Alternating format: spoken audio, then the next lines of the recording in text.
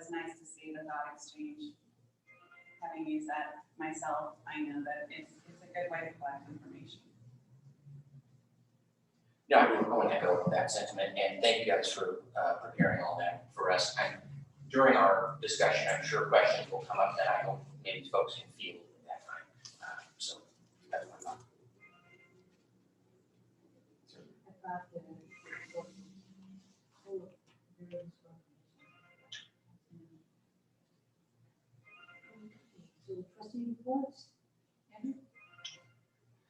Well, I just want to thank all of our teachers and our classified staff and all of our administrators for the hard work you're doing. I want to thank maintenance for, I saw some of the camp wash stations in action. I went to go see a couple school sites this week to see how teachers were doing and how phase 2 was going. I saw it's so different, and I just want to thank everybody for their hard work. Thank you. I just want to echo the same sentiment. I know living through this myself as an administrator, how difficult these decisions that are being made are, and the workload that everybody has right now. So just again, thank you to the teachers, thank you to the staff, thank you to everybody who's making it possible to bring some of our students back on campus and teach from home still. Yeah, again, I read all the correspondence I get lots of emails every day about school opening and the phases, and I have a lot of friends that work on school campuses, and I get a lot of input from them. So I just realize that it's so difficult and it's so hard to please everyone, and I just think that everyone is really doing a great job, and I think that we're lucky. I think our school district really does care about our children and the staff, and we really want what's best for them. So I just wanted to thank everyone.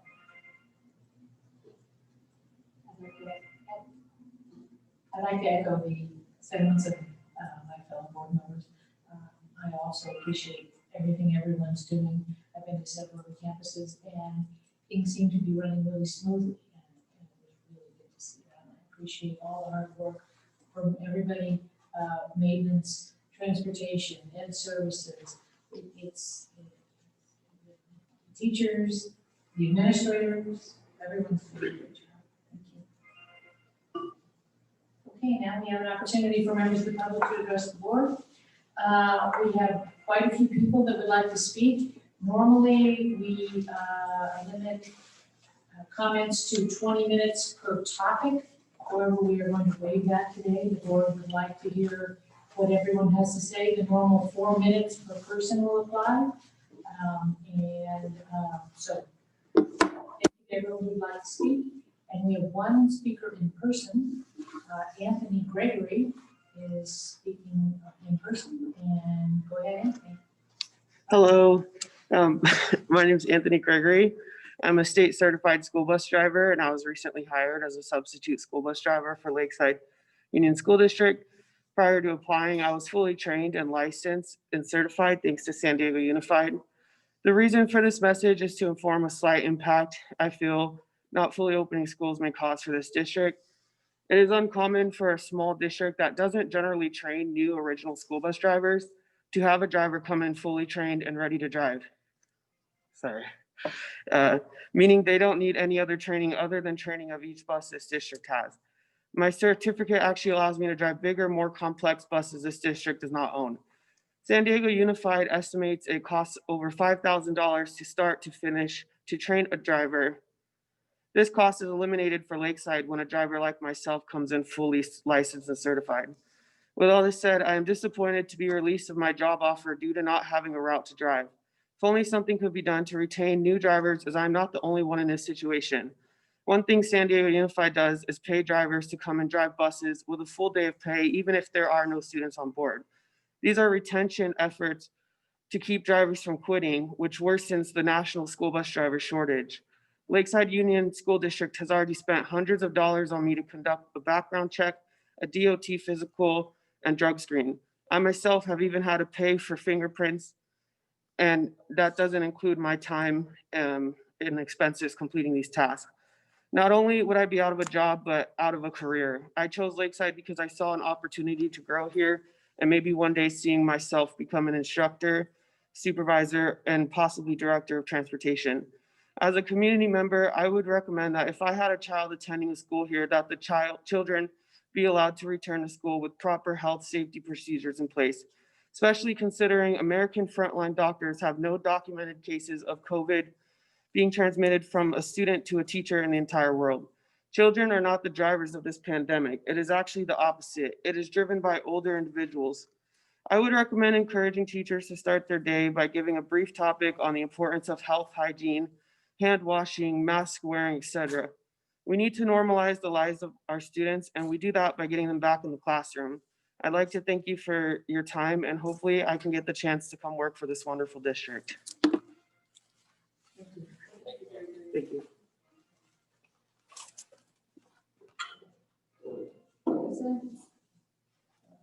Amber, you can admit the amendment anywhere.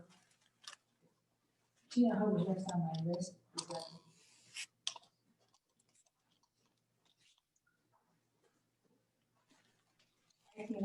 Hello, Madam President and Board of Trustees. Please consider keeping our district in phase 2 for a while longer. In all honesty, I don't feel that it's safe for the teachers and students to be back on campus at full capacity. The potential exposure we all will have is frightening and overwhelming. The thought of having to teach new routines and procedures in just over a week is daunting. Managing the safety of 12 students a day is doable. More than that would be difficult to ensure that students wear their masks properly, hand wash appropriately, and to stay socially distant in class while walking on campus and playing at recess.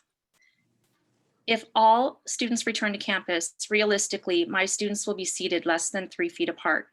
The plastic dividers won't help. My daughter's school is only allowing her district is only allowing self-contained classrooms to attend on a hybrid model. Her campus is not open. Do I want her back in school? Absolutely. Do I understand why the campus is closed? Absolutely. The safety of our students and teachers is paramount. Thanks for your consideration. Thank you, Tina. Next on our list is Susie Banks.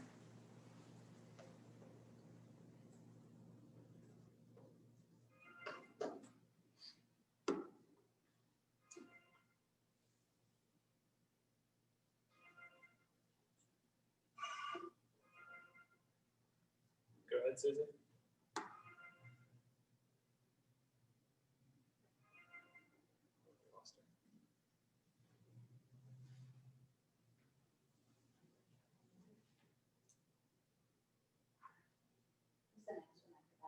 Next after Susie is Julie Emlin.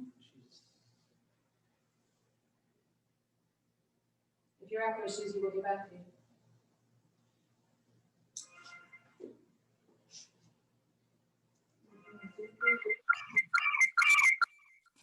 Good evening, Superintendent Dr. Johnson and Board of Trustee members. Hi, Julie. Am I still on or is someone else? Let's have Julie wait. Oh, they're both in? Yeah. I think Julie and Susie are both in at the same time, so hang on just a second. Go ahead, Julie. I think you started speaking.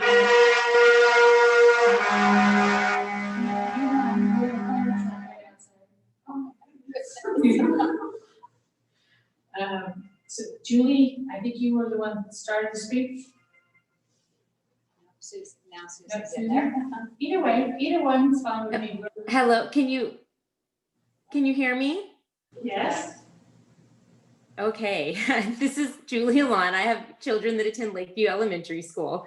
And I just want to thank you for the opportunity to speak today in regards to the transition of the phase 3 for the reopening plan. I have worked with children in the field of recreation for well over 20 years, and I am very concerned about the current health and welfare of our youth.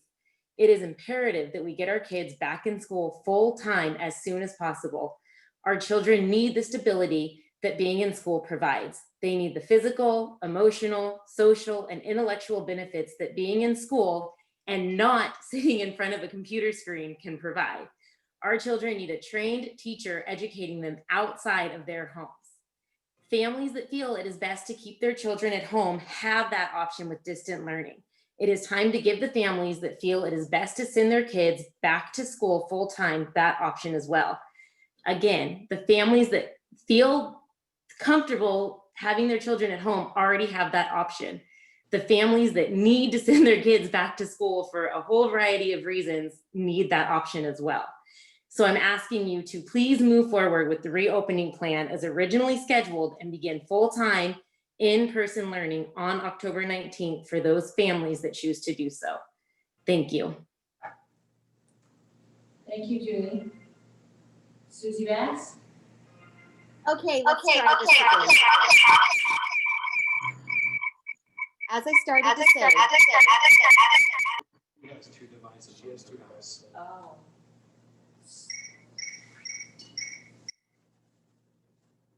Susie, do you have more than one device on?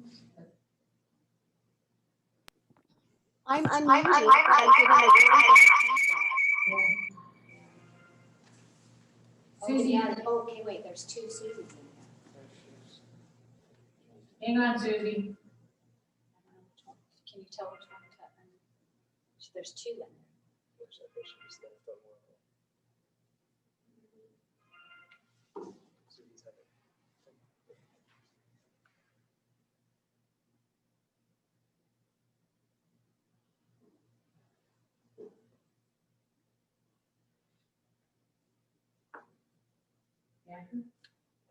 She's not responding to my unmute request. I'm trying to unmute her, but she's not responding.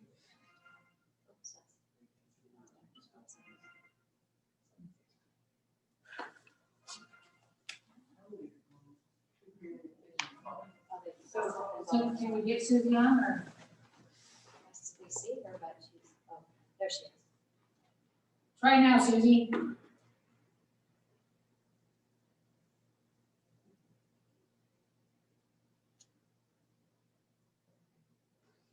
What if we kick her back out and then bring her in? Oh, you do. Susie, can you hear us? Can you hear us, Susie?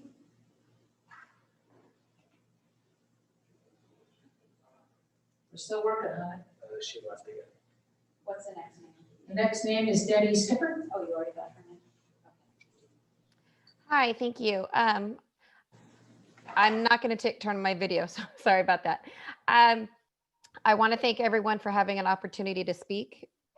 I would also like to say I understand how hard this is on everybody, at the teachers, the staff, the district level, top to bottom. Corona has affected everyone's life. However, I do want to point out that talking about bringing our children back to full enrollment to within 3 feet or less, and most likely much less on a full-time basis, is not warranted by any science that I have seen. I am looking at a boardroom of people who are spaced out considerably more than 3 feet. We've already had a positive transmission, I know, in Del Mar Lakeside, at least 3 or 4 of the campuses in Grossmont Union High School District, where they're at 25%. My biggest concern is that we're pushing too fast, and people saying that children aren't spreading. This is not backed up by the science yet, that children do get it, and especially our middle school children who process the disease more like an adult than a child would. We don't know enough about what is happening to our kids. And I think we need to be patient and follow the science, have time to see what is happening with our children as they get exposed. Not pushing this, and even though I know it's hard for parents at home, our kids are still getting some of that time at 50% enrollment where they have an opportunity to be safely distanced, still get that social impact, get that academic experience with their teachers, but with a safe distance and occupancy in their rooms. I'm concerned on so many levels that we're going to push for what could be permanent harm. It might be a small minority of our children that'll have any harm, but it's not a risk that we would knowingly take for our children. Thank you. Thank you, Debbie. Do we have Susie back yet? No one, Susie? Okay, how about Neil Damon? Good evening. I'm going to leave my video off also. I gotta open it. 1 second.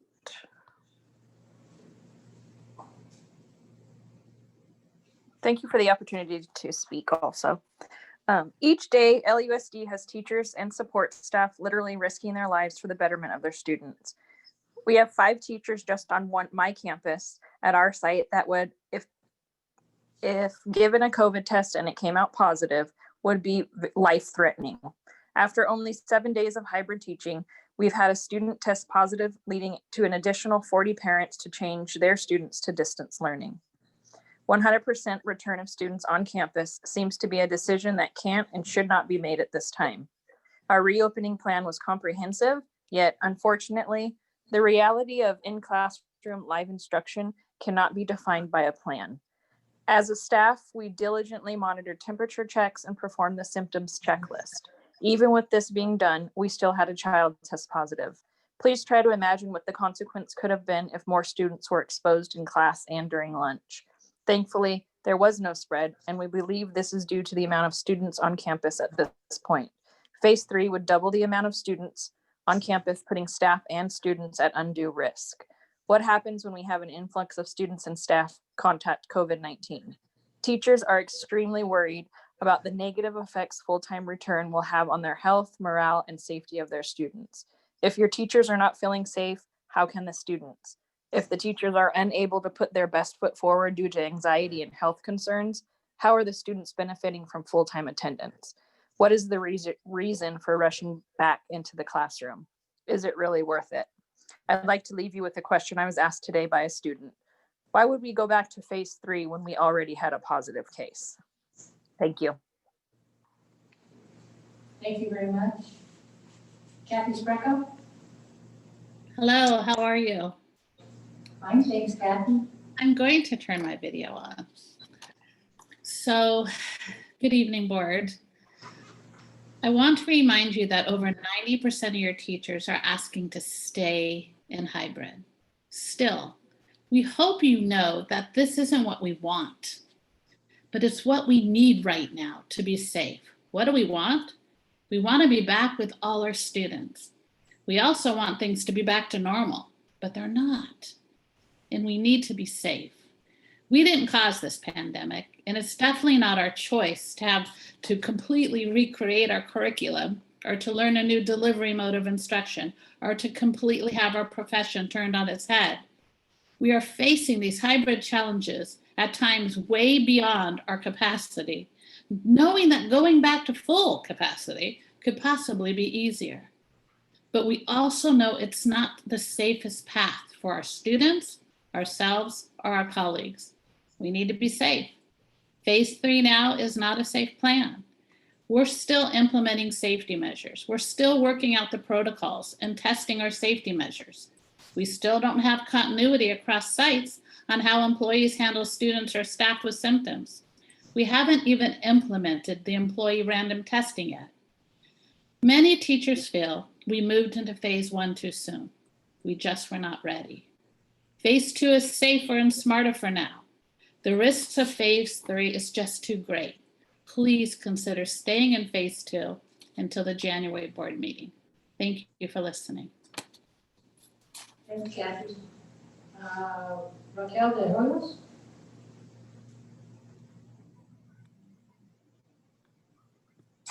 Good evening. Good evening, everyone. I'm going to make this as quick as I can with everything that I have planned to read. My kids are complaining that I'm always on Zoom. So my name is Raquel de Hoyos, otherwise Hoyos, and I'm a Lakeside teacher as well as parent. Today, I'm here to tell you about some of the reasons why I believe that we should not return until it is truly safe. It's for the same reason why the district office keeps its doors locked at all times and why visitors are not allowed to come in. We don't have that luxury We don't have enough room in our classrooms to sit 6 feet apart like you are sitting right now. It's for the same reason that we are meeting today through Zoom and not in person. It's for the same reason why when we are out in public, we continue to have restrictions. Would you feel safe spending a few hours or days in our classrooms? I doubt it. We are all going through this. We all have had to adjust our lives drastically since the start of the global pandemic. I have chosen to keep my boys home on distance learning despite seeing for myself the impact that being isolated has had on my own children. I know it is truly difficult. I would like to keep myself as safe as possible, not only for me, but for them, as well as for my students. My students become part of my family every single year, and they are at my highest priority when they are with me. Their parents drop them off in the morning, trusting that I can protect them as if they were my own. And I truly take that responsibility very seriously. I want to do the best for them. I want to be able to tell their parents that I can keep them safe, but that I don't feel that I can say that if we return full time. Safety procedures will be impossible to follow with 20+ students in our classrooms. There is not enough room to social distance. Students will not be sitting 6 feet apart, nor 3 feet apart, but instead elbow to elbow with a plastic partition which moves. It is already a struggle with only half the students. But I do also want to commend my students for doing such a good job at following directions, wearing their masks, and washing their hands. The hand washing stations are greatly appreciated, but we truly do need more of them. The plan to come back to full capacity in less than 2 weeks, and we are not ready. I do not feel that we were ready to come back to full capacity, but here we are. We are not ready physically or emotionally. The stress and lack of sleep are taking a toll on us. I have not lost a couple of nights sleep over this. I have lost weeks of sleep. The last time that I slept well was in March. This school year did not start off seamlessly. I've spent countless hours making things work despite not being prepared to start the school year, especially when it comes to technology. Changes, glitches have added so much workload to my plate, and as well as stress. Parents rely on us to have things ready, but I can say with confidence that I was not ready at the start of the school year and set up to succeed. Teachers and classified school staff were already working very hard, but now the workload for teachers and all of our staff has increased to an unimaginable level. This only increases our vulnerability to getting sick. Our new attendance procedure is set to add a ton of extra work for our already overloaded office staff. When can we anticipate some help for our school sites? Not just departments at the district level need help. I'm urging you to not make us come back full time until it is truly safe for everyone. Please, let's table this until at least winter break. Having more students than I already have will only increase everyone's chances of getting sick and put our students, including my little treasures and yours, at risk. Thank you. Thank you, Raquel, very much. Next, we have Michelle Casserone. She's not here, but Susie Bass is back in. Susie Bass is back. Bring in Susie. Hi, Oh, Susie. hey. I think this is better. Yay. I don't know what happened that first time. I'm so sorry about that. Good evening, everyone. I'm here tonight to express the collective thoughts of Lindo Park. The American Academy of Pediatrics stated that since the pandemic began, over 646,000 children have tested positive for COVID. From September 19th to October 1st, over 73,000 new child cases have been reported. That's an increase of 13% in just 2 weeks. This drastic increase is without the majority of schools opening up to full-size classes. We know that kids may not experience the most fatalities, but they are carriers. Our hardworking families, parents, grandparents, high-risk members deserve better. To send kids back to a packed school, knowing there isn't enough space to social distance, is nothing short of negligence on our part. As a county, we're still in the red zone. We should not consider a full reopening until the social distance guidelines and COVID restrictions are lifted for San Diego County. Maintaining the current guidelines with double the students would be close to impossible. There is also the possibility that many parents will not want to send their kids back full-time and will choose the distance learning option. This will cause yet another major shuffle of classes, causing more change for the students and creating more distance learning classes and distance learning teachers. We also need to consider the fact that we're going into flu season. Now is not the time to disregard social distancing regulations. Phase 3 would completely undermine the safety protocols we currently have in place and would ultimately result in regression back to further restrictions. All of us are in this profession because we care. We care deeply about our kids, their social emotional well-being, and their academic success. We strive to provide a safe space for students to learn. With that being said, we need to stay in phase 2 and reconsider at the January board meeting. Going slowly and safely could be the difference between our success or our failure. Thank you so much for listening on this take 2. I appreciate it. Thanks, Susie. That's all the speakers we have. Unless Michelle Castro came in. Do not see her on the list. Okay.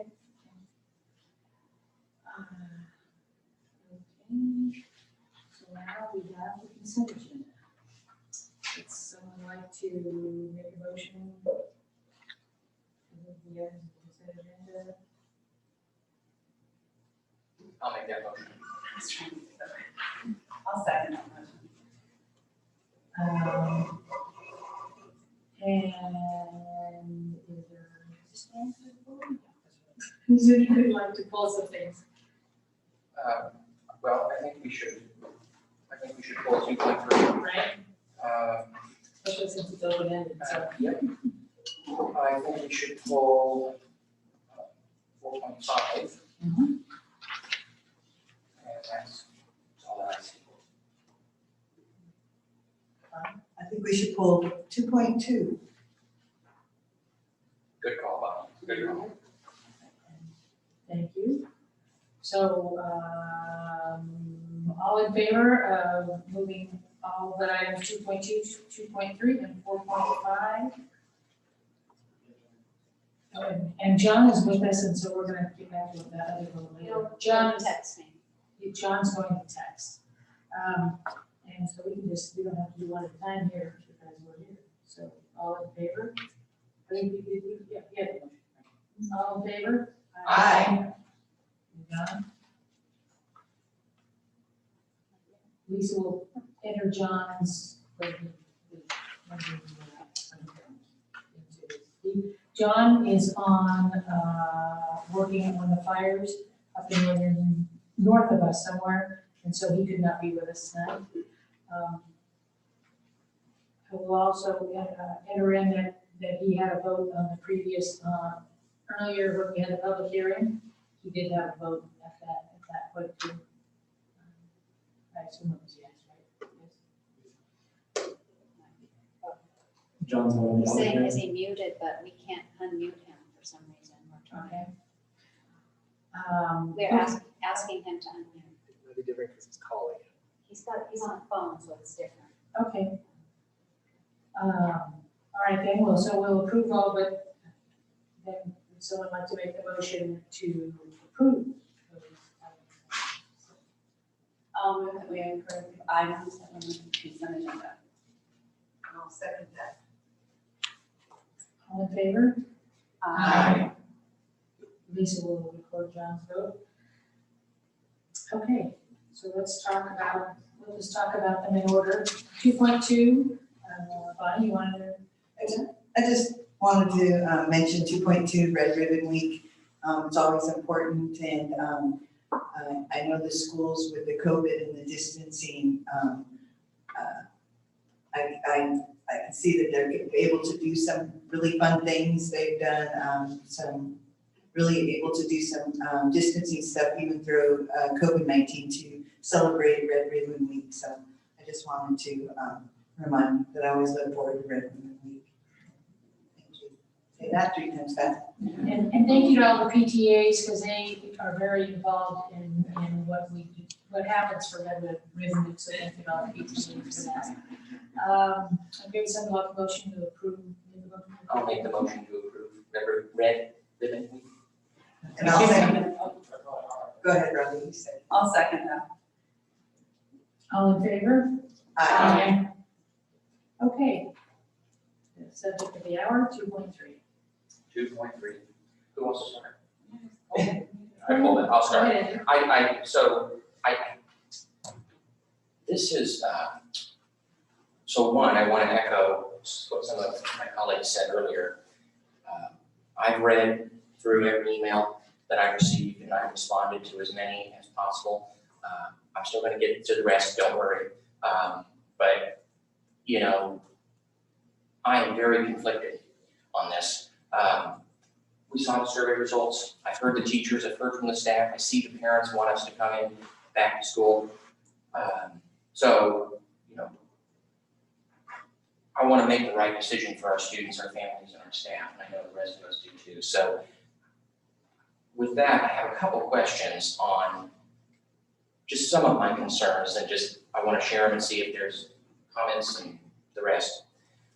I think a great question that Ron had asked earlier that I wanted to ask was, you know, if a student, you know, contracts COVID and then they're home or they're exposed and they're doing synchronous learning. I think for me, that's one of the things that I'm really concerned about is right now, we really have no measure of academic achievement for our students. We've been focused on safety, as we should be. And so I just want to know like what we have in mind to try to figure out where our students are. I mean, our students are ultimately wanting the school to learn, but we want them there to be safe. So we just don't have the data, as I understand it, at this point to know what they're doing. I want them to be prepared. I don't want them to have a bunch of gaps. So can you guys give me some thoughts on that?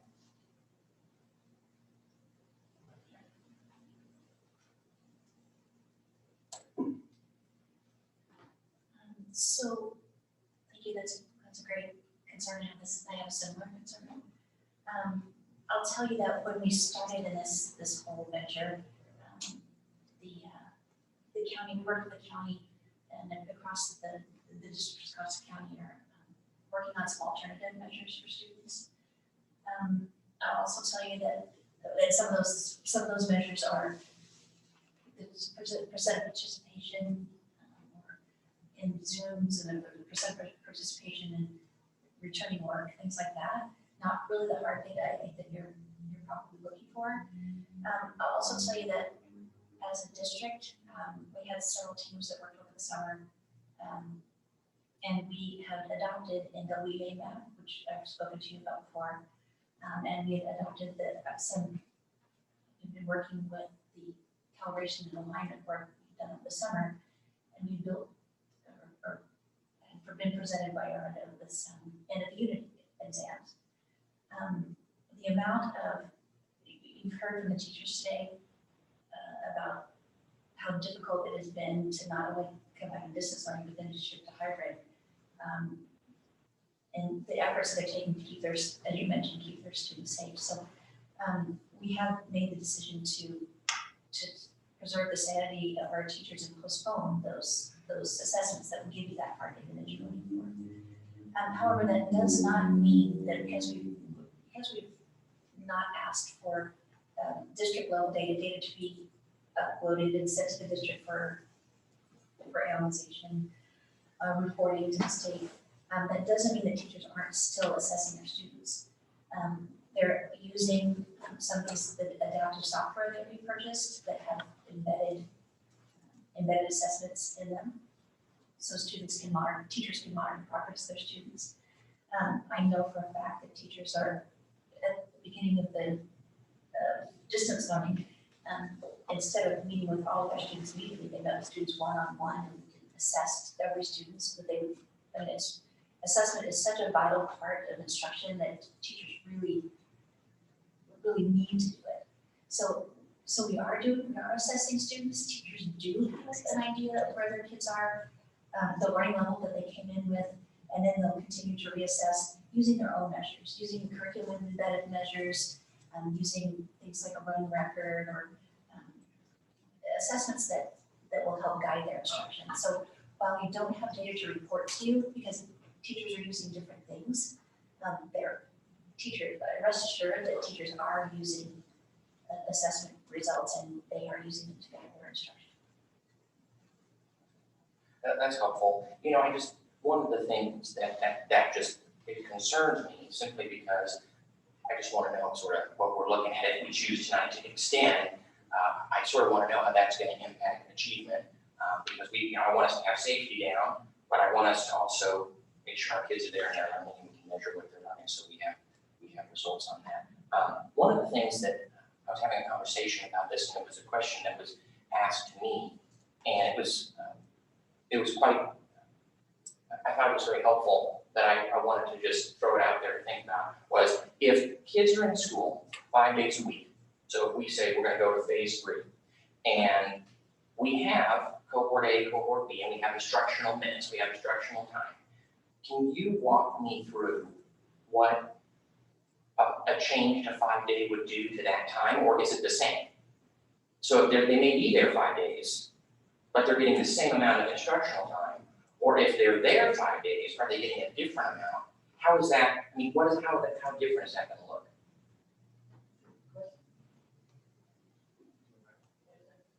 Well, I would say that, so if students were coming back to school 5 days a week, that may be in class 5 days instead of 2. And the next question would be, do we keep the school day, the school day is shortened for planning for teachers primarily. So then the next question would be, do we keep a shortened school day? Do we go back to our original bell schedules that we had pre-COVID? So, but they would have one in class, they would have 5 days in class instruction. May I also add that that we had minimum instructional minutes for students, and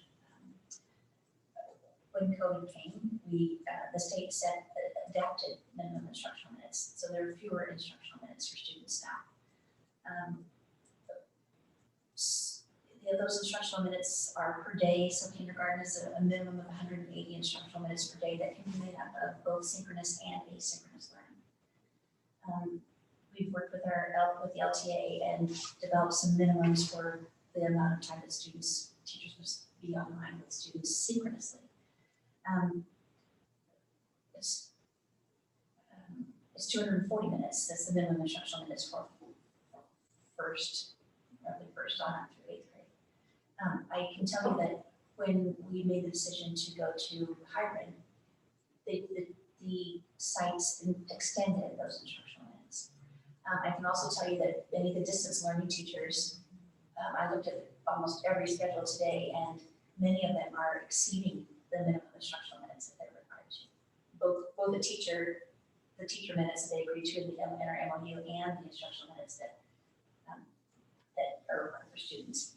I think that, so they have those minutes, and they're either teaching on hybrid, they're either teaching those instructional minutes face to face, delivering those minutes face to face, or they're delivering them asynchronously through videos, through paper pencil work, things like that, working independently. So the students are still getting the same amount of instructional minutes. It's just whether they're getting that face to face with their peers in the classroom, or whether they're getting them, when we're talking about hybrid, whether they're getting them asynchronous, so they're working independently. I would say that some of the challenge comes in, and the teachers have expressed to me, and probably to you as well, that the challenge comes in when you're in cohort A, so you get to see your students Monday and Tuesday, but then you shift to cohort B and you don't get to see those same students again until the following Monday. And then the concern is amplified for middle school. While the instructional minutes are the same, it's the difference between face-to-face instruction versus asynchronous instruction that's really the pivotal point here. Thank you. You know, I want to just throw out a few questions for us to consider, and then I'll stop talking. But one of the things that's been on my mind is, how do we, we heard tonight in public comment, we got emails about how do we answer the 50% of those parents who sent a survey back and said, we want our kids back in phase 3 now, and on the October 19th date that we originally said we were going to do. We can answer them by saying, safety is our top priority. We can answer them, I mean, there's numerous ways to answer them. I just want to make sure that when we are answering on this, we're saying safety is important. Also making sure your kids learn is important. And that we have some measures to do that. That's why they're sending them to our schools, because they believe in our education. So I want us to just think about that tonight, and then of the message that we're sending to those parents. Now, we're going to send a message either way. It's no good. There will be problems on any decision that we make tonight. And that's why I think I'm so conflicted on this, because I want us to have a balanced approach to this. I want to make sure that our teachers are safe. I want our parents to feel that they're going to get a quality education, very similar to when I was in school. So I just want to leave those thoughts there for further discussion moving forward. I would like to address the topic as well. I understand that it's hard, for example, when you have a student who tests positive and then they're at home learning by themselves again. And what does that look like? But my thoughts are, if we bring everybody back, that would have been one student. If it was an elementary classroom, you might have 5 students that are now home learning on their own again for 10 days or 14 days, however long they're there. In the middle school setting, it could have been as many as 30 students if you're taking the 5 students around the child and having 6 periods, right? So then you have a whole lot of kids that are out of school completely for a long time. This is not, I mean, I'm living this life, this is my work too. So I totally understand both sides of this argument, and it's not easy for anybody. And there is no solid, nobody can put their finger out and say, this is the absolute correct answer. This is how this should be handled. I do, believe that I don't know the answers, and I didn't study contagious disease my whole life. So I need to listen to the facts and the experts and what they have to say about it, because I don't know. I don't know. That being said, I feel like we need to really, really take our teachers and their safety and the student safety has to come first. And I believe it's way too soon to come back all together. Thank you. Yeah, I too live this. I mean, I have a parent in school. I'm a parent. I have the children in Lakeside School District. I have my aunt. I have nephews, nieces that go to Lindo Park. I have a niece that goes to El Capitan. I'm also in charge of a preschool and a rec center. So this is stuff that, that I live every day of safety and trying to keep people safe and trying to think of all the options that could happen or what could happen. And I just want everyone to know that it's something that this board thinks about all the time. It's not anything that we take lightly, and we live it. We have children. I have some of my best friends work on campuses, and so I'm in touch with all of that. And it's not an easy decision. And I know that I want my children to go back to school. I just don't know if it's the right time now. I don't have all those answers. So I just wanted to say that and speak right from the heart, the dilemma that we're in. And but I do know for sure that Lakeside really does love their kids and their staff. I've lived all my life in Lakeside, and this is tough decisions right now. And I know I'm in it for the long run. I still have 2 more years left. I'm going to enjoy my 2 years left here on the board. And I just want to tell everyone that send me emails. I read everyone's emails, all the comments, and I might not respond back to them, but I do read all of my emails that I get from all of you out there. Thank you. I have a question for Dr. Reed. The students that are in cohort A, cohort B, so now we've got half the number of students in the class at a time. Tell me about the difference in the quality of instruction when there's half the kids. Is it, you have more individual time with the student? Granted, you're not going to get to see them on Wednesday morning, but not Thursday, Friday, but not only talking about minutes, but I'm talking about quality minutes. Or is the quality better at with the fewer students in the class. I think that from what I've seen and the conversations that I've had with teachers, and the conversations that Dr. Johnson has had with teachers that we've talked about, we discussed, teachers are saying that their instructional time with 7, 8, 10 kids, instead of 11 kids, instead of 22 students, they can get a lot more done. So we know that reduced class sizes is a good thing. That's why we reduce class sizes for K through 2 or TK through 2. And this is just smaller groups enabling teachers to get a lot more accomplished. I did talk to a teacher who actually spoke here today, who said, you know, it depends on the group. I'll have a group that maybe had a middle school teacher has a little bit of a challenge, but she said really for the most part it is. The instruction is much more effective.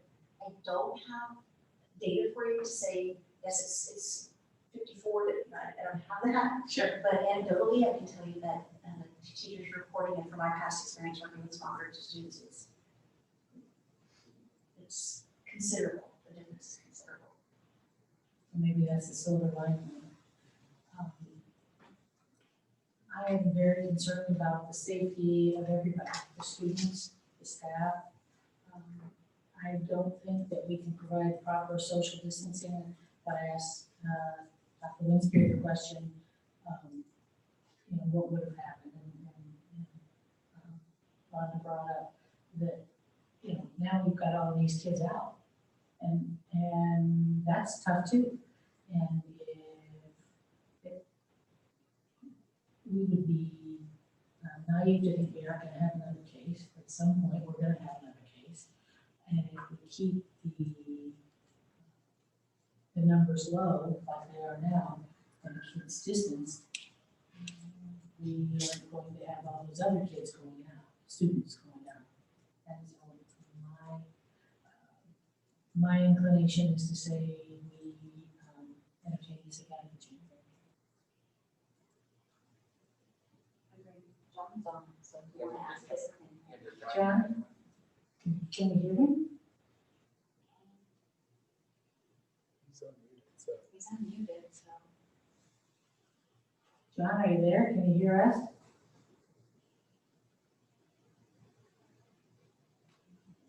He's in a bad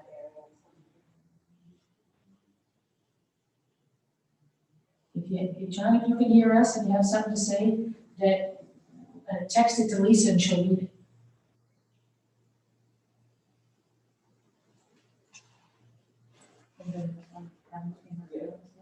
So on the January point, I think most of us, we talked about extension. There is an option to move to November. My thought, here's something to consider. We've talked about a couple different things of importance to the board tonight.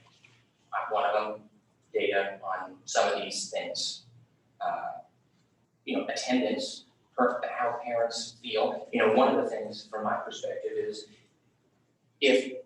let's say if 50% of our, parents, when we say we're going to come full back on track. Well, let it go. It's okay. Okay. Go ahead, John. I'll put you up to my mic. Thanks. My thoughts on reopening.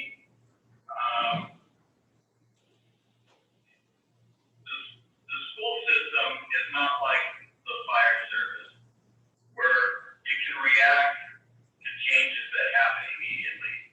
And I just think that we need to take a slower pace on going to a phase 3 instead of opening right away. Give folks a chance to understand their job titles and what their positions are and what we're doing with COVID. And make sure, like in the fire service, that before we get moving too fast, that we've secured what we've got done so far. Things look good, but let's not be too hasty and move too fast where things start slipping through the cracks. There are issues with spacing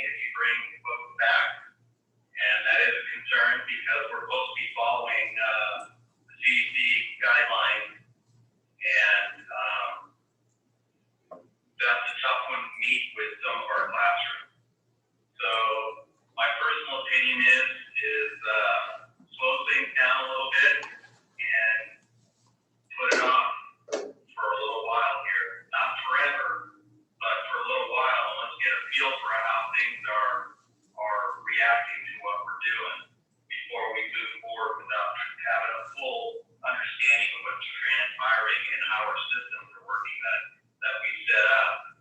I mean, it's great that the one COVID case that we had was caught, but that's just the starting point. I think we should just take a breather and slow things down a little bit instead of moving forward to phase 3. Thanks. Thanks, John. Well, to address what, I'm gonna leave you on the phone, John. To address what you brought up, Andrew, we also could put it on the December agenda to talk about January. Because if we put it on the January agenda, we're talking about February. Right. So if it would make you more comfortable, I'm perfectly happy to put it on the December agenda instead of, I just. Well, here's my thought. I'll just finish where I was going. So part of the, like I said, I want to try to do this in a balanced way, in a way that's fair to our parents and fair to our teachers. That's important to me. At the same time, I think we need to demonstrate that some of the things that we have some plans of support for teachers. We can take some time to hear from teachers in these next couple of weeks of what support they need to move to phase 3. Ultimately, this hybrid model and in our original plan, it was a temporary thing, and we have to do that in the right way. We have to make it temporary for the right amount of time. Well, I don't know what that is yet. So I think from my perspective, if we say November, we want to talk about it with some of these things we've talked about tonight, we get some input from teachers on support that they need. I know that I've heard of a couple things, some tech support and other things that they might need. Maybe we can work on figuring out those things. What some parents are thinking on what they need support with. And then we're able to look at some of the achievement numbers from the assessments that we're looking at and see, and we can make some decisions that are informed and couched in some data and other things. So my proposal would be, and this sounds like a motion, so my motion would be, we do November and we reevaluate at that time.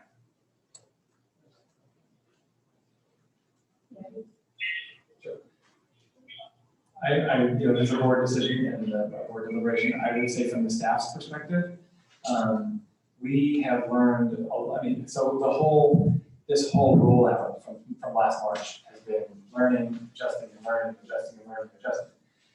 So we've been in class now for 2.5, almost 3 weeks, 3 weeks tomorrow, and I think we've learned a ton about what works, what doesn't work, where the wrinkles are, what kind of supports would be needed. I think you're right on. I think there's a lot of things there.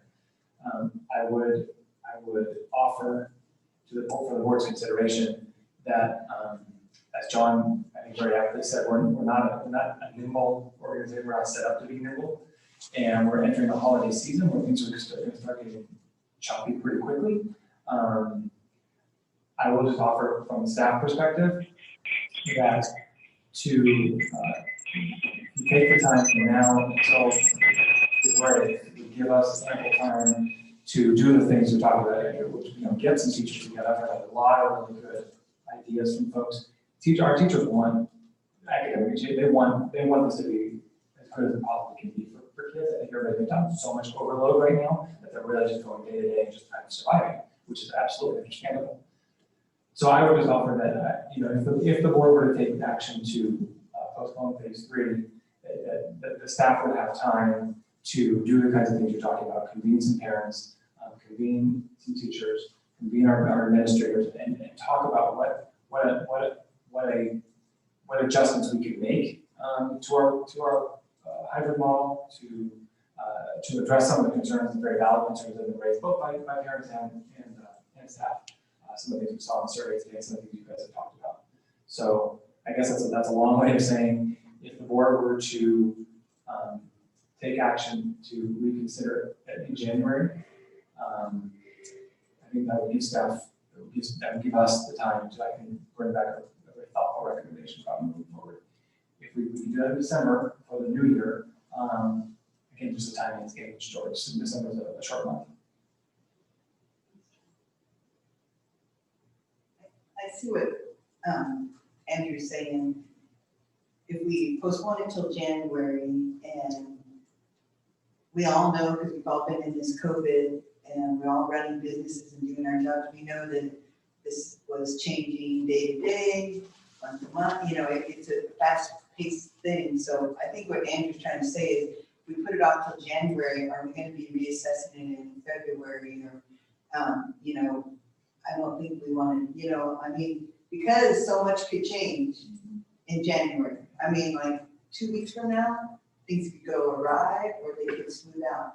I think that's what Andrew's kind of meaning, that he wants to make sure that like if we readjust in December for January, we're ahead of the game.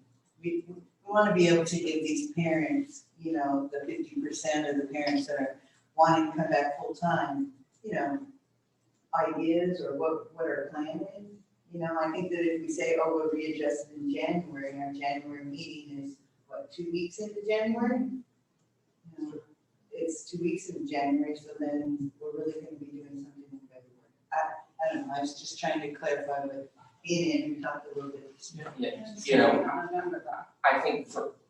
Thank you. So, my big concern is every time we send a different message to parents, which we push it back, we're sending different messages every time. I get that this is so confusing, but at some point, we have to take local control of our situation and not let Sacramento continue to dictate to us some of these things. We have to take, within reason, of course, but we have to make sure that we can have some clarity for our parents. That's what they're asking for.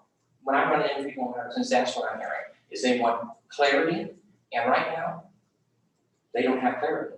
And I'm not saying it's anybody's fault, it's no one's fault whatsoever. Everybody's working, we're all working hard, everybody is. I saw it on Tuesday when I walked the campuses, so I don't want anybody to misconstrue that at all. What I want to make sure is we can send a message to parents that says, look, here's what we're planning, we gotta address these core things. And I think we can have some clarity, my perspective is, we can have some clarity on some of those things we need to address at November. We can have another discussion such as this at that time. It doesn't, but again, we have some core things that we said, look, we have some really unanswered questions that are big here. I think parents understand that, they just need some of that clarity. That's why I think we can have it in November, we talk about it. If we then say, look, you know what, December, then we may make a decision in January, and then we say, well, no, not then, we're gonna do it in February. Soon, we're in March, when we close down again. That's actually part of why I think we should go with January, so we're not sending a monthly message. Okay, this is what. It's a fair point. The thing is, we're not gonna solve the distancing problem ever. We can't build new buildings, so we're not gonna solve the distance. We also can't hire more staff so that we have smaller class sizes.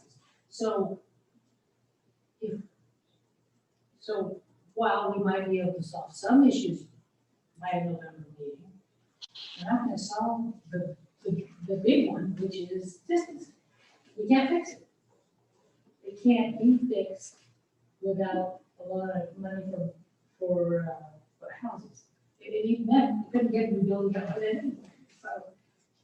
Yeah, I'm uncomfortable with the January timeline, because to me, parents are gonna want answers sooner than that.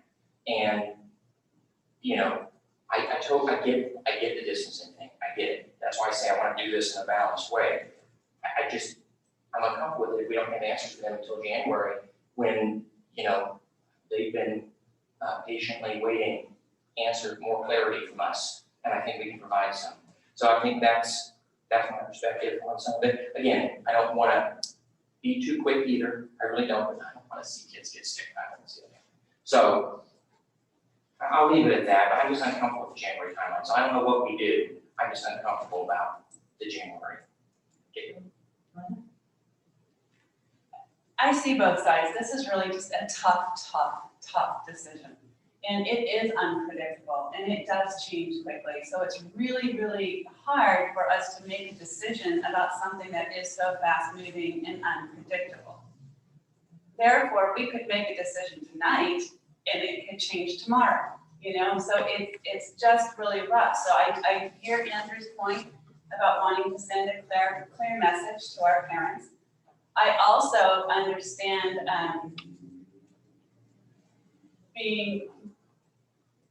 but I want to say this properly, being the victim of a school board that changes its mind constantly so that everybody is marching this way one day, marching that way another day, and how unsettling that is for our parents as well as our staff and our students. Are we doing this? Are we not doing it? We're doing it this way. We're going to do it this way.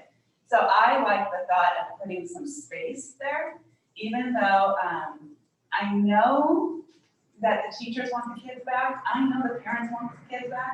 I want the kids back. We all want the kids back. But I want to put some space and say, this is what we're going to do. This is our plan for right now. And this is what we're going to do. So everybody can take a breath. Everybody can make their plans, whether they're the work plans or the teaching plans or however, they can make their plans and know that those plans are safe for at least a couple of months.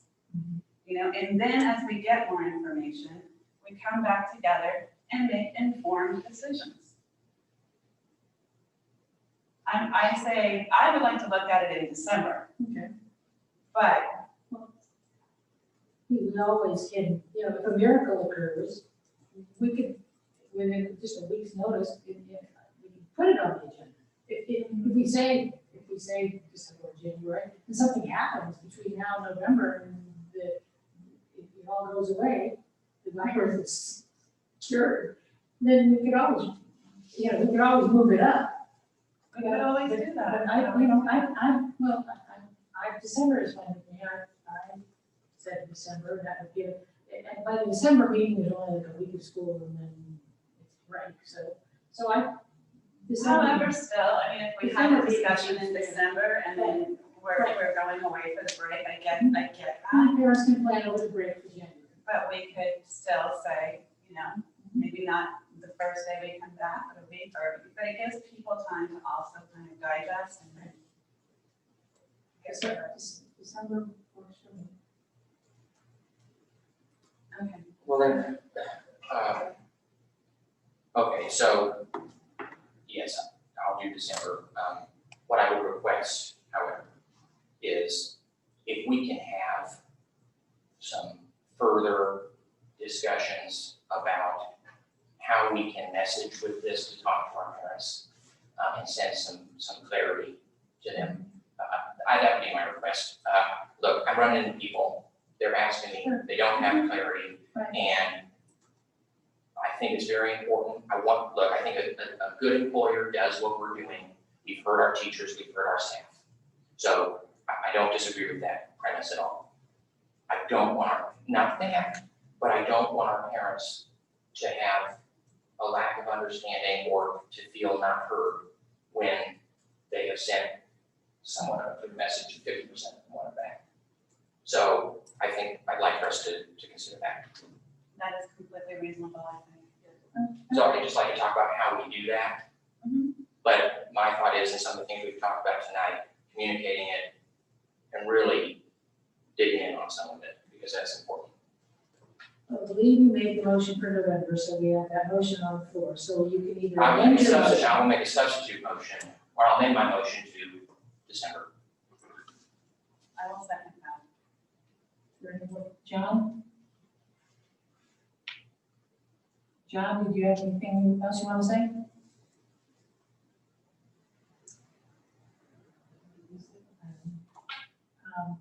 Okay, you want to discuss on that then? And we'll vote, all in favor? Aye. John, you there? I'm not sure. So. Motion. Yes, just so that I'm clear on the board's direction. At the December board meeting, you would like, To address, Topic again. it's on, to put it on the agenda. Not to come back in December, but to discuss the topic again. And I'd really like staff to go through the current model and find ways to address the parents' concerns and the staff concerns that were in the survey. There's a lot of information in there. And so if staff could work on that information, work on what people have to say, work on people's concerns. I'd like to request that staff talk to some teachers about additional supports on that. I heard when I was walking around, I heard some concerns, so I'd like that to be addressed. And the other thing is some of the academic stuff, that's important for from just my view, I'd like to see some information on some of our assessments and things like that, so we know how the small class sizes, that was a great point, Holly, how these small class sizes are impacting achievement, right? So I just want to see some of that. I want us to make the best decision possible, not too quick, but I want to make sure we can meet the needs of parents as well. Great, I'll work on John, thank you. I don't know what happened. Did John text you, Lisa? Okay, so then the last one we have code is the donations 4.5. Yes. I wanted to give a shout out to Andy's son in the donation tonight, Mr. Young Eric, for helping out with the backpack hangers. I believe it was Lakeside Farms. And mind you, we shouldn't forget that it was 125 degrees when Eric was putting those up. And so I want to thank Andy for having his son help in the district. And I want to thank Eric myself, so you tell him that we thank you.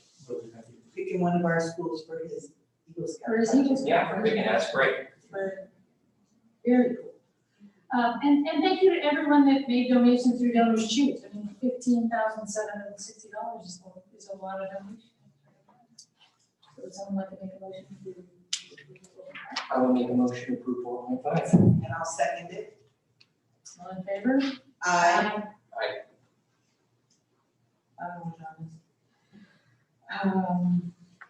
Okay, so, we need to, I need a motion to adopt the administrative regulation 5148, which is child care and development. No, that's part of the consent. Oh, that's part of the consent agenda, we don't do that, okay. Okay, with that, but the enrollment report. Tonight we have the enrollment report for the first month of this school year, which ended on September 18th. On that date, we had 4,674 students enrolled, which unfortunately is a decline of 311 students from the same period of the previous school year.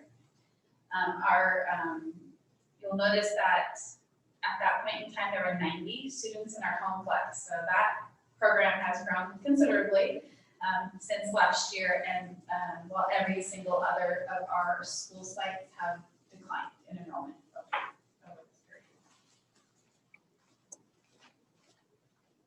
Thank you, Erin. Kathy Spreco. Can you hear Kathy back?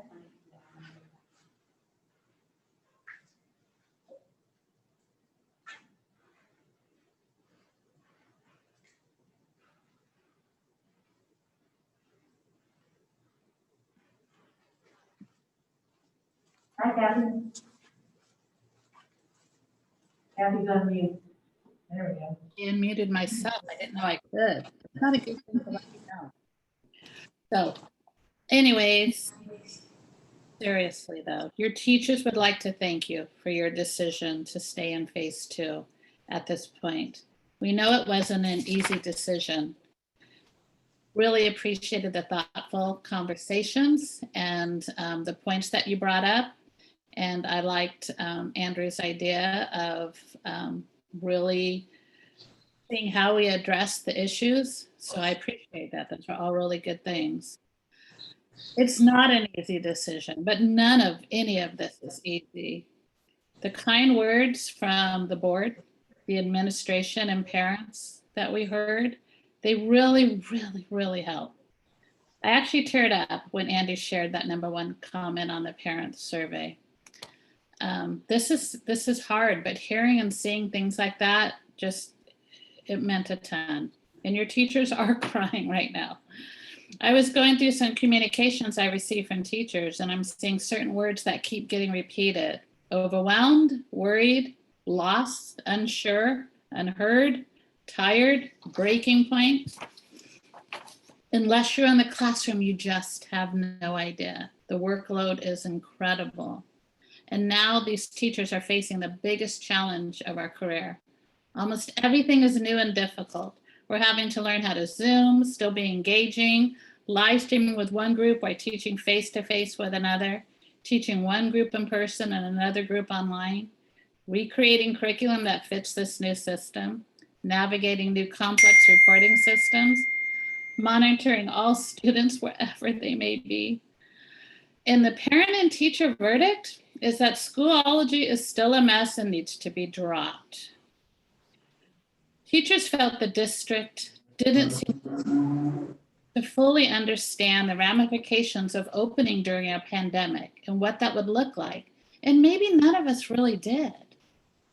But when the teachers watched the district focus on moving forward and seemingly not reflecting what was happening in the moment, that was really confusing. So tonight, hearing that we were listened to and heard this huge weight came off of my shoulders. And we do acknowledge that the district administration seems to be getting to understand this. Sometime in September, we saw a shift.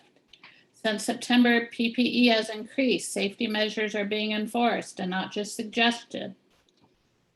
But it felt like we did have to push hard for some of those safety issues. And that's where I think the hurt and the misunderstanding came from. And now we're in October and a few weeks into hybrid. So I asked teachers, what do they need? And I know you're out there doing that too. And I've heard, Andy, from teachers that you're out there and you're asking that question. What do they need? And that is huge. This is what some said. They need a 30-hour day, which we can't give them. They need self-cloning, especially those that are on live stream.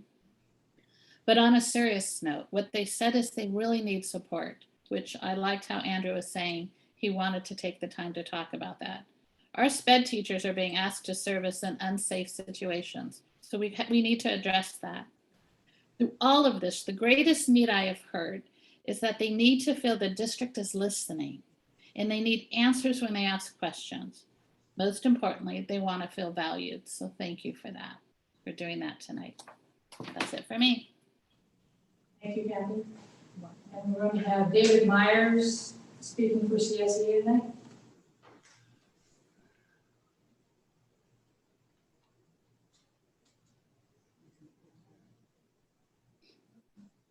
Good evening, you hear me? Yep. Hello, board and administrators, superintendents. So I'm doing this kind of off the cuff, but I would like to say, first of all, thanks for everyone's hard work and getting the school year going for us all. I'd really like to thank most of our classified staff. I mean, we've worked really hard at keeping everyone safe. And I'd like to thank the addition to some more help in keeping the schools safe for our students and our employees, our teachers, our staff. Over the summer, I think ESS may have started this and kind of got the ball rolling. I'd really like to thank, Jared and his staff, ESS people. I mean, I think that we may have learned some things coming into the school year from what ESS has done over the summertime. So other than that, I really do agree with Kathy in the waiting of phase 2. I think it's smart. I think we need to see what's going on. And that's it. So thank you very much. Thank you, David. Now, Erin Garcia, business operations. Tonight, I wanted to let the board know that there has been lots of activity happening in the last couple of weeks related to our upcoming large bond projects.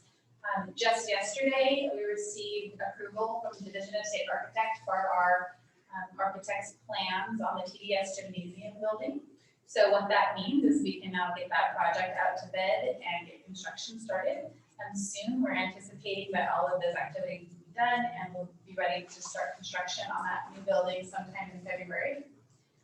We've held the final stakeholder meetings on our other 3 large projects within the last couple of weeks also.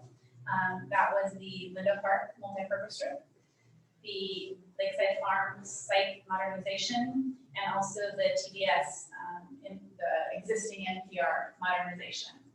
We're going to be ready to submit the plans for those 3 projects to DSA soon, and we anticipate being able to begin construction on all 3 of those projects next June 2021. From our technology department, I'm very happy to report that we finally received our very last order of iPads last week. We had ordered those all the way back at the end of July. They finally arrived and they got those deployed out to our remaining kids very, very quickly. So now every single LUSD student from TK all the way through 8th grade has been provided a district issued device. Some of our distance learning students chose not to accept the device. They have something that they're able to use at home, but everyone else has been provided a device to learn now from. And I also wanted to let the board know that we had to roll out some new attendance procedures to all of our school sites this week. We did that because there's new requirements from the state anytime we're in any form of distance learning, which includes hybrid instruction. The state's intent of these new rules is to ensure a strong academic program for all districts in California to provide some kind of accountability for the distance learning that's going on. But our systems are not set up to track attendance in the way the state is requiring. So we have scrambled along with many other school districts, and we have created some new templates to be able to meet these requirements. I want to thank the teachers that participated in giving input to help us create these new templates. We spent many hours on the phone with our auditor, making sure that we included everything to meet the requirements, but nothing additional, to create as minimal new work as possible without it being overburdensome for everyone. But I want the board to be aware that this absolutely requires more work from our teachers and our classified staff that support attendance. But everyone is working very, very hard to learn the new system, and we're going to start and have new procedures in place starting next Monday, October 12th. Thank you, Erin. Thank you. Yeah, Ed Services has been a little busy too. Cesar mentioned earlier that we were working on the distance learning strand, so we initially worked with HR to develop rosters and lists of teachers for the distance learning strand, which we then rebuilt after we had a significant wait list of parents that had changed their mind and wanted into distance learning. So we worked with HR to both to re-roster and to move students around and work with staff to move students around. That doesn't even include the amount of time that the sites spent moving their students internally around. We have been collecting prior assessment data done on those students moving into the distance learning strands. We'll be able to give those to the teachers so that they're up and running. We're in the process of revising the report card to reflect both the 90 some odd students in home flex and then the distance learning strand. And then our next step is locating students that haven't been participating and re-engaging those students. In terms of technology, come to find out, Illuminate and Schoology are not friends. They don't even know each other. So we've been working really hard to try to get the back end put together so that we can push Schoology out to teachers. At this point, Schoology, teachers have been dabbling with it, but they haven't actually had an opportunity to really invest any time in it. They've invested time, but to use it because of the back end work. So we've services team has been working with the Schoology people, and it's been quite a challenge. We're also rostering and onboarding for all of the new apps that the Distance Learning Committee recommended, which includes Seesaw and Google Classroom and Imagine Learning for language and literacy support, Learning A to Z for primary literacy, and Achieve 3000 for upper grade literacy, Wonders K through 8 math, and then Clever, which is a system that will roster all students.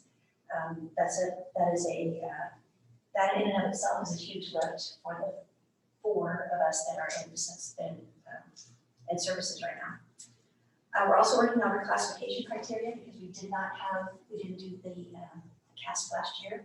We're coming up with new reclassification criteria for our English language learners, and we'll bring that to you. We're working with DI to work that out, and then we'll bring that to you in November. We also, the Illuminate is part of Illuminate is going away, so our department is responsible for the student information system. So we have met with 3 different vendors for the new student information system, and we're preparing a presentation for cabinet to make a recommendation that will eventually come to you. The next step after that would be introducing the student information system, training on it, and enrolling all of our programs, enrolling our students into this new system. A huge, huge lift. I mentioned earlier that the standards alignment and calibration work that we've done over the summer and continue to do with the help of Loretta, that we had postponed both end of leading map and the end of unit assessments until we could provide more support to teachers. And we're working with Loretta to shift some of those things around so that we will be able to support our teachers better, so they'll feel more comfortable rolling into those assessments. We're working with HR to provide a release time that we promised teachers last year. So we'll have a roving group of subs that will step in and release teachers so that once they have that PD, then they can actually spend some time planning around that. Yeah, so I think that's it. Thank you. I just want to thank the board for your thoughtful consideration of these very weighty matters before you. I think the board made a very prudent decision tonight. As I said, we've throughout this entire closures and all the changes and everything we've been having to deal with. But one of the challenges, one of the things that makes it so hard, is there are no easy decisions. There are no clean decisions. There are only trade-offs, and it's really hard to weigh those trade-offs. So I think that, as I said, I think that it was a good decision this evening. I think this will buy us a little bit of time. I think it'll buy us a little bit of breathing room. I think the staff will appreciate it, and I understand also our parents, and their voices are very most definitely heard. And I've been in classrooms frequently. I've talked to lots of teachers. I've talked to lots of support staff. I've talked to our kids. Our PTA has been they canceled their last meeting, so we'll all be engaged with them. Parents is one of the harder ones because we don't see them at drop off and hanging around schools like we did. So we'll have to be purposeful about engaging. That's one of the reasons why we did the thought exchange this past week to get their thoughts. I want to say that I want to appreciate, I don't know if Kathy's still on the call, that she and I have been on speed dial for the past a little while here, and these decisions are tough, and the information comes quickly, and decisions have to be made quickly. So I appreciate her partnership in navigating these waters as well. I just wanted to say one more time about the parent concerns, that they're real, they're valid. I'm a parent myself. My kids are in your district, Rhonda. So I'm receiving those communications from that end, and I'm seeing my own kids, with the Zoom fatigue, and I know that's real too. So we will work diligently with the staff. We'll get some teachers together. I will say that again, 2.5, almost 3 weeks, we've learned a ton, and I think now with this decision, I think our teachers, I do believe our teachers will now be able to kind of breathe a little bit, and I'll be able to really get good engagement on what we can do to improve. There are some fine points in there that I think definitely can be improved. We've already got some ideas about that. All of the teachers to help out with that, and principals as well. So I do look forward to doing that work and bringing back to the board in December some thoughts on that, and we'll take it from there. It's gonna be one of those years, and I don't want to even say it out loud because I don't want to jinx it, but honestly, I'm thinking to myself, what if this is 2 years? What if this is 3 years? Who knows what's going to happen? I think we all want to go back to a year ago now, like we do. But I think we need to have some kind of system in place that's flexible and fluid and meets the kids' needs, addresses their academics, addresses their social emotional needs, but that is flexible as we go, because we just don't know what's going to happen. So I'm looking forward to bringing that back to the board this summer. Thank you.